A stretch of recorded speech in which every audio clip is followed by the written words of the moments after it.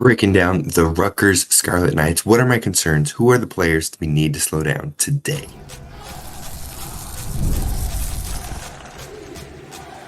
You are Locked On Golden Gophers, your daily podcast on the Minnesota Golden Gophers, part of the Locked On Podcast Network, your team every day.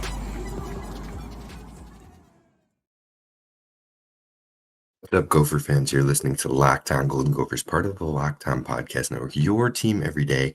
My name's Kane Rob, host of the podcast, former collegiate football video coordinator and recruiting assistant, here to talk Golden Gophers with you each and every day of the week, Monday through Friday. We're going to fly through today's show because I had to make sure to get one in for the Gophers loyalists, but we're going to break down the Rutgers Scarlet Knights. We're going to get it all done here before your boy has to go to a work conference starting here in less than an hour. So we're going to break down the strengths and weaknesses of Rutgers. We're going to talk about the make or breaks. We're going to talk about 3 players to slow down, and we are going to talk about what my biggest concerns are for this game.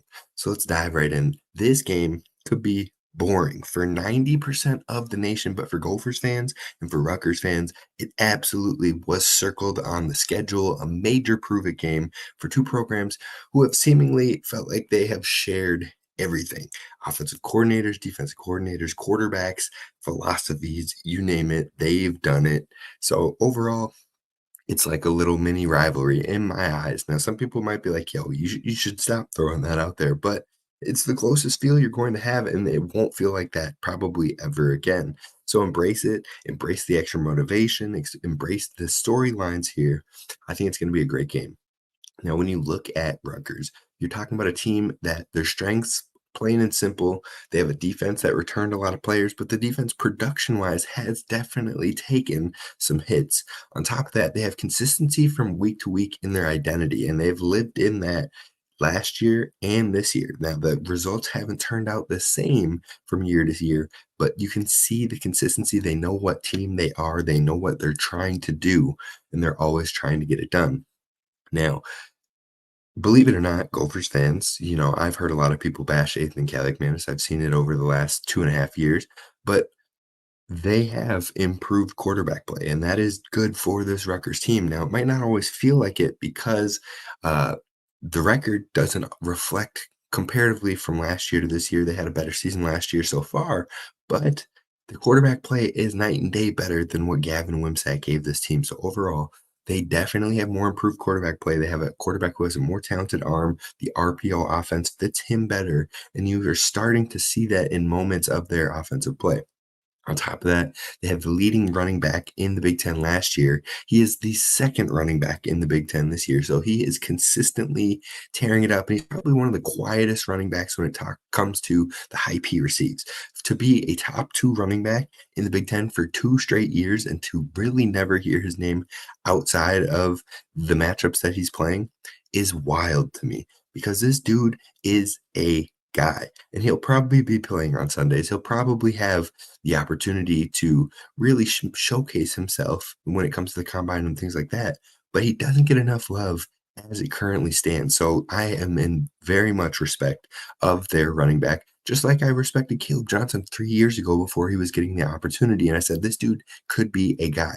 So if you want me to throw my shot on a future Big Ten running back you want to get in on, I have one for that too in Khalil Valentine at Illinois, but we're not going to dive into that today.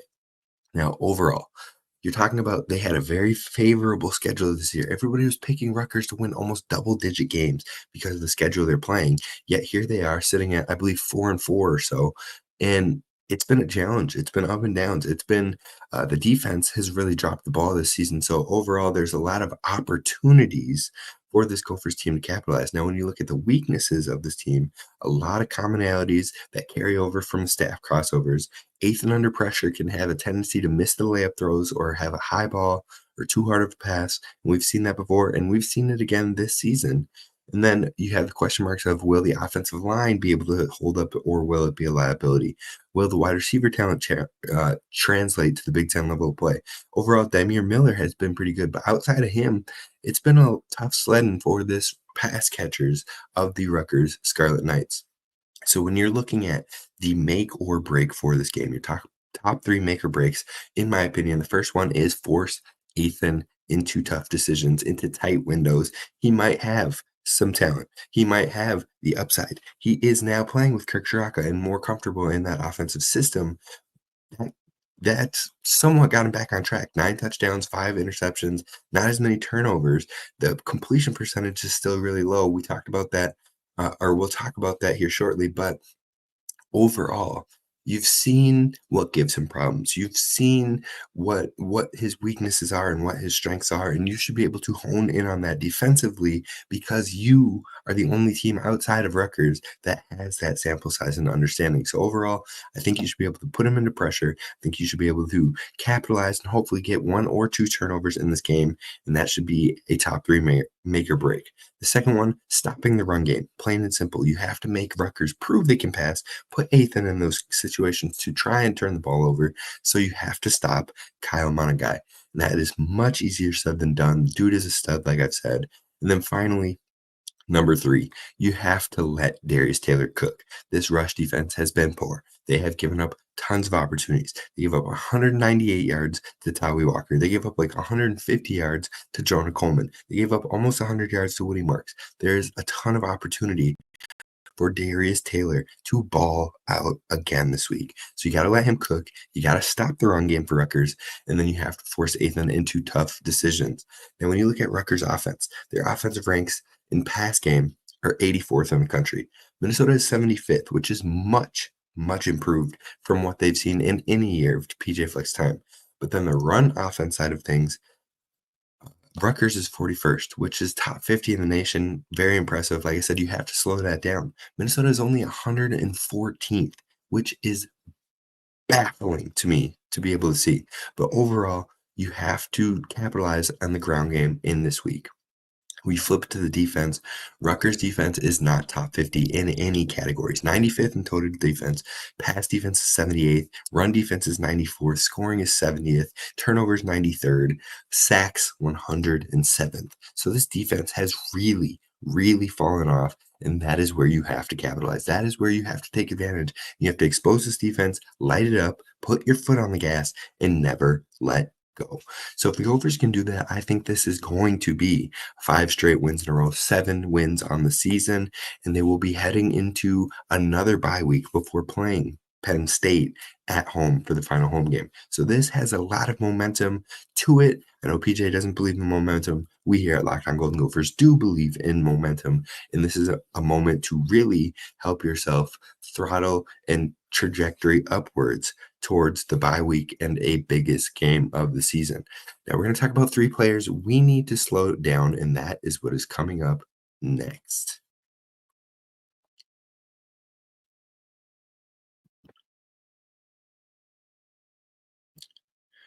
First, I want to talk to you about friend of the show at Robinhood, because with Robinhood Gold, you don't need a silver spoon to eat up the financial favors of the 1%. Robinhood Gold allows you and others to get the rates and perks usually reserved for high society. Now, the resourceful individual with Robinhood Gold can earn the very liberal rate of 4.5% APY on uninvested cash and be rewarded with a handsome 3% retirement boost on an IRA account. Robinhood Gold provides the privileges of a high net worth for any net worth, and these generous benefits are now available for only $5 a month. The new gold standard is here with Robinhood Gold. Sign up at Robinhood.com/gold. Terms apply. For product specific disclosures, visit Robinhood.com/gold. Investing involves risk. Rates may change. Gold membership is offered by Robinhood Gold LLC. And while we're at it, we need to talk about our friends over at FanDuel, because FanDuel is the place to be, and you can get ready to tackle the NFL action with America's #1 sportsbook. That is FanDuel. Because right now, new customers can bet $5 and get $150 in bonus bets if you win. The FanDuel Sportsbook app gives you everything you need to place live bets on the NFL all in one place. So when you get a hunch in the middle of the game, you can check out the latest stats, view the live play-by-play, and so much more on the same pace where you can place your bets. Just visit FanDuel.com to join today. You'll get started with $150 in bonus bets if your first bet of $5 wins. That's FanDuel.com. Never waste a hunch and make every moment more with FanDuel, official sportsbook partner of the NFL. All right, Gophers fans, we're diving into three players we need to slow down in this Rutgers matchup. The first one is the obvious choice. It's Kyle Monangai. Now, Kyle Monangai is a running back that is one of the best in the Big Ten. I'm not going to say potentially, I'm not going to say any of that. He's a dog, and we have to slow him down. Coach Fleck called him Mo Ibrahim, but faster. He said that's who he reminds him of. He reminds him of Mo Ibrahim, except for he might be a bit faster, and that is a scary realization for any team because Mo Ibrahim was a dog at the collegiate level, and Kyle Monaghan has been that for the past 2 seasons now. Now, 4 of his 8 games, he has had 100-plus yards this season. He's had a 200-yard game on the season, and he's had 70-plus yards in every single game this season. So he has 10 touchdowns on the year. He's positive in that area as well. But overall, the big things are he is 11th in the nation in running yards. And then on top of that, he is second in the Big Ten with 931. He's about to crack 1,000 this week if he stays at his average. And on top of that, he's tied for 18th in touchdowns. So he is the heartbeat of this team. He is the focus of the offense. And he it really thrives on them having that RPO system because not only can he be a weapon in the ground game, but if the pass game gets clicking, that's what makes him even more dangerous because it opens up more opportunities for him. So the Gophers have to put pressure on Ethan. They have to put him in tough decisions and make this team more one-dimensional. And the biggest thing that you need to capitalize on is you cannot have missed tackles. We've seen it with Omari and Hampton. We've seen it with Caleb Johnson. We've seen it with Khalil Mullings. You have to be able to have sure tackles. And even Illinois last week, one of their touchdowns probably does not happen if you have sure tackles because we hit I can't remember. I think it was McCray who scored the big touchdown. We hit him in the backfield, and then we hit him again with a 2-yard game. And he gets past both of those opportunities and scores a 20-plus yard touchdown on the ground, which has only happened like once or twice or a handful of times versus the Gophers this year. So you have to be able to have their tackles. You cannot have them forcing missed tackles, or it will throw off everything. Now, the next thing, Daryl DeJabome, he's the next player you have to slow down. 70 tackles on the season, a linebacker. He also has a sack and 2 forced fumbles. But the big thing is he is a big player with defensive stops. Now, what are defensive stops? They're the tackles that constitute a failure for the offense. He has 26 of those on the season. So he is a player who is a difference maker for this Rutgers defense. Now, that being had, he can be had in pass coverage. He's given up 81.5% of receptions on 27 targets this year for 195 yards and a touchdown. So you can attack him in the pass game, and the Gophers should look to do that across the middle and in his areas when they do try to pass the ball.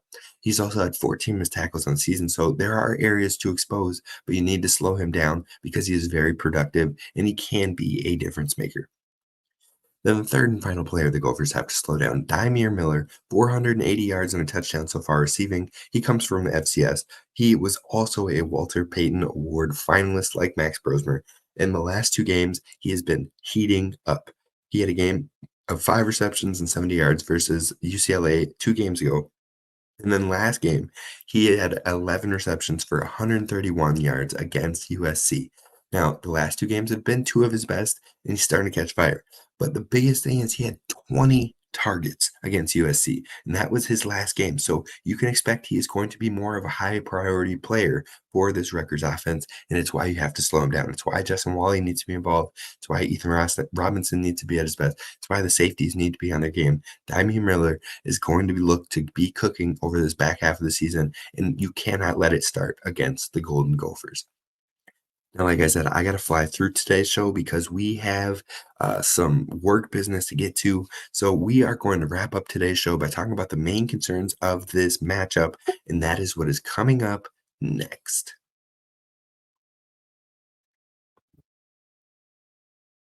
First, Gopher fans, I want to talk to you about our friends over at Hims because, guys, sometimes intimate moments happen spontaneously, and we always want to be ready so we perform in the bedroom. Hims provides access to treatments that can help you stay hard and last longer, giving you the boost and the confidence so you can be ready whenever the mood strikes. Now, sometimes awkward to talk about these things. It's sometimes difficult to talk about these things, but HIMS is changing men's healthcare by providing you with access to affordable sexual health treatments from the comfort of your couch. The process is 100% online, so there's no need for the uncomfortable doctor visits. And on top of that, you just have to answer a series of questions on their site, and a medical provider will determine the right treatment option. If prescribed, your medication ships directly to you in discreet packaging for free. No insurance is needed, and it's one low price that covers everything from treatments to ongoing care.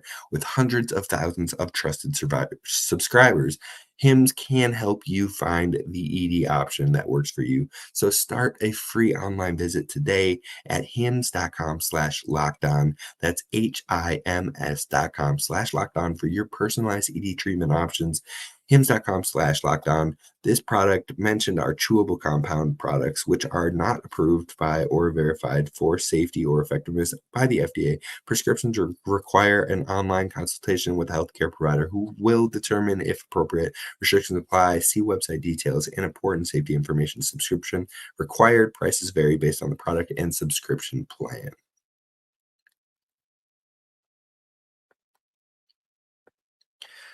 All right, Gophers fans, we are wrapping up today's quicker show by talking about the main concerns for this matchup. And if you haven't guessed it yet, if you haven't felt it yet, in the two shows I've been talking about this Rutgers team, my number one concern is Kyle Monaghan, plain and simple, because he has the tools to be the player that the Gophers struggle with. The things we've seen from Omarion Hampton, the things we've seen from Caleb Johnson, from Khalil Mullings, from teams last year even, Ohio State, who had Travion Henderson eat us up. Omarion Hampton, who had some struggles last year, but he still find ways to open up the field. Overall, the running backs that can create missed tackles forced and continue to shift downfield, those are the guys that give this Gopher defense problems with Joe Rossi and even with Corey Heatherman at times. So Kyle Monaghan is that type of running back, and the Gophers have to find a way to slow him down. And that comes with tackle fundamentals, that comes with gang tackling, that comes with just being able to make sure that you do not dive too early, that you do not put your head down, that you do not basically follow all of the non-tackling fundamentals that sometimes work their ways in the heat of the moment. Overall, Kyle Monaghan will be the difference maker, the X factor for this Rutgers team. And if you can take him out of this game, if you can slow him down, if you can keep him under 70 yards, I guarantee you win this game. Now, if he breaks for over 100, over 120, it might be a tight one. It might be a tough one. So overall, the Gophers have to slow him down. So Kyle Monaghan, my number one concern for the Gophers in this game. Secondly, the RPO game, because the RPO game is what can open it up and make Monaghan even more dangerous. So if you cannot find ways to slow down the RPO game, if you can't capitalize on with your secondary to put the ball into dangerous positions, to make things with your coverages and whatnot, even before in the pre-snap, but especially in the post-snap, find ways to make it look like there will be openings in the quick read games, but they're not actually there.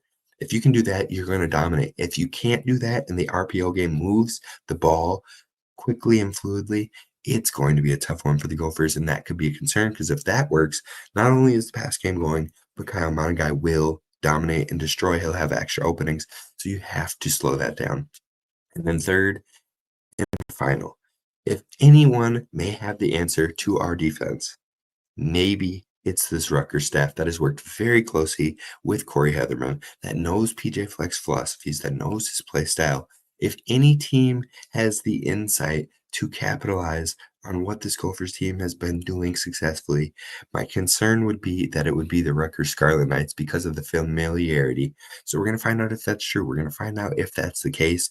But those are my top three concerns for this week's matchup versus Rutgers. It's going to be a fun one. It's going to feel like a rivalry. And hopefully the Gophers show up in Piscataway, making it 5 straight wins and 7 wins on the season. Now, I projected the Gophers for a 7-win season, plus or minus a game, but 7 wins was my most likely guess. I think they can capitalize on that this weekend, and I think they can prove me wrong. I think they can get more by taking out Wisconsin and maybe even playing on an upset against Penn State, but we will not worry about those until we handle business versus Rutgers. That's going to do it for us here at Locked On Golden Gophers. I appreciate you listening. I appreciate you tapping in and being a loyal follower each and every day.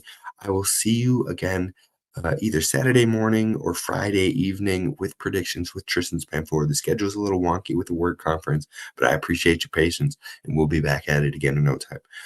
Until next time, row the boats, Kaima, go Gophers, as always, and please don't forget to hit subscribe.